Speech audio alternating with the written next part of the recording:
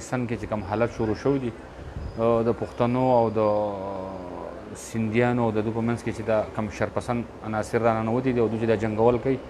نو زه به یو خبره دا واضح وکړم چې دا حالات چې دي دا په سوات باندې دا خلک چې دي د دې ډز غومبکو د دې قصو پیسو چې دي دا ډېر عادي دي.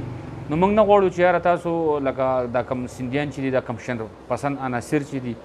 نو دا موږ نه غواړو چې یاره دا خلک لاړ شي زموږ د پښتانه او هلته دا معاملې او دا غویمې او دا لانجې جوړې کړي. نو د هغې نه دا ده لکه یو قوم جوړ شي، موږ یو پاکستاني یو او موږ غواړو چې یاره موږ ټول ملګري چې دي هغه که د کراچۍ دي او که هغه د پنجاب دی او که هغه د بلوچستان دی او که هغه آزاد کشمیر دی او که هغه ګلګت بلتستان دی، موږ ټول یو پاکستاني یو، یو شهري د یوې جنډې د لاندې یو او موږ پاکستان منو او پاکستان موږ غواړو چې یاره موږ ټول یو شهري بند شو. نو دا کمې فرقې چې پکې جوړوي په کراچۍ کې د دې نه مخکې مهاجر پښتون دا وجنګېدو دا قصې، نو موږ خو دا حالات لیدل دي، دا حالات په موږ تېر شوي دي. نو